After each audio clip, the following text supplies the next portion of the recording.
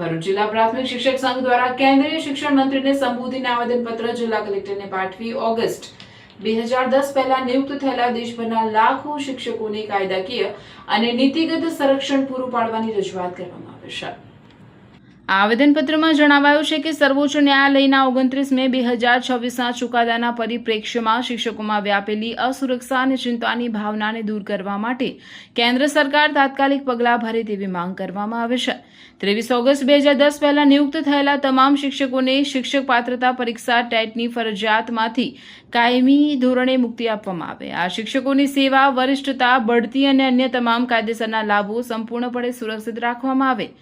કોઈપણ પાત્રતાના ધોરણોને પૂર્વવર્તી અસરથી લાગુ કરવા ન્યાયસંગત નથી। તેથી સંસદ કે કેન્દ્ર સરકાર દ્વારા જરૂરી કાયદાકીય સુધારો કરીને આ વર્ગને કાયમી રાહત આપવામાં આવે।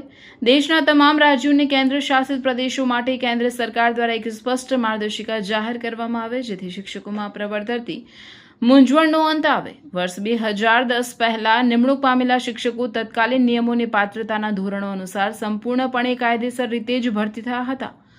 દાયકાઓથી શિક્ષણ ક્ષેત્રે અમૂલ્ય યોગદાન આપનારા શિક્ષકો પર પાછળથી નક્કી કરાયેલા ધોરણો થોપવા તે ન્યાયના સિદ્ધાંતોની વિરુદ્ધ છે।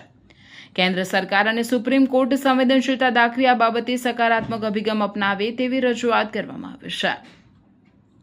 જ્યારે પણ આ શિક્ષકોની ભરતી કરવામાં આવી હતી ત્યારે આવી કોઈ ટેટ પરીક્ષા પાસ કરવાની 2010 પહેલા એવું કોઈ જોગવાઈ જ નહોતી, અને જ્યારે અચાનક આવી આ જોગવાઈ લાદવામાં આવે છે ત્યારે તો અમે આજે કલેક્ટર સાહેબના માધ્યમથી આવેદનપત્ર આપીએ છીએ અને અમે એક પુનઃ વિચારણા માટે વારંવાર વિનંતી કરી છે। આ સાથે અમારા બીજા પણ 20 મુદ્દા છે કે જે અમે સરકારશ્રીને, આ નામદાર સરકારશ્રીને અમે વિનંતી કરીએ છીએ કે અમારી જે માંગ છે એ પૂરી કરવામાં આવે।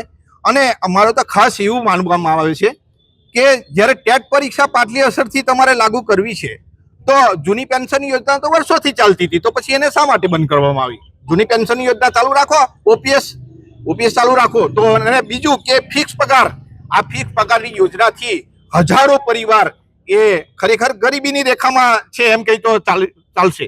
એનું કારણ છે કે ફિક્સ પગારથી આજે એ પરિવારનું શોષણ થાય છે। ખૂબ મોટો કાર્યભાર, અમારી પાસે બિન શૈક્ષણિક કામગીરીઓ પણ એટલી બધી છે કે અમને અમારા વર્ગમાં જવાનો સમય નથી મળતો। શિક્ષક માટે વર્ગ એટલે સ્વર્ગ સમાન હોય છે, તો એને આ બિન શૈક્ષણિક કામગીરીથી પણ એક વખતે આ લાદી લેવામાં આવ્યો છે। અને અમારી વારંવાર વિનંતી છે, અમારો આજનો મુખ્ય મુદ્દો જે છે ટેટ પરીક્ષા જે છે એના માટે સુપ્રીમ કોર્ટમાં પુનઃ વિચારણા કરવા માટે સંસદ અને માન્ય પ્રધાનમંત્રી સાહેબ, આપણા દેશના વડાપ્રધાન, ગુજરાતના પનોતા પુત્ર છે અને વિકસિત ભારતમાં શિક્ષકોનું આગવું સ્થાન છે। જુઓ તો ખરા, એનું કારણ છે કે કોઈ પણ કર્મચારી હોય અને એમાં ખાસ કરીને શિક્ષક હોય, એ દેશના વિકાસનું અભિન્ન અંગ છે। ત્યારે એ દુઃખી હોય તો એ સરકાર માટે પણ ખરેખર ખૂબ દુઃખદની બાબત ગણાય। અને અમે આજે અમારી લાગણી વ્યક્ત કરીએ છીએ કે ટેટ પરીક્ષા નાબૂદ થાય અને અમારા આજના બીજા 20 મુદ્દા જે છે, 6 થી 8નું પગાર ધોરણ અલગ હોય, એસટાટના નિયમો હોય। જ્યારે શિક્ષકો પાસે ક્લાસ 1 અને ક્લાસ 2 નું કામ લેવામાં આવે છે તો એને પરીક્ષા અપાવો ને, ક્લાસ 1 ને ક્લાસ 2 બનાવો, અને એ જરૂરી છે। ખાસ જિલ્લા ફેર ડબલ વાર થાય।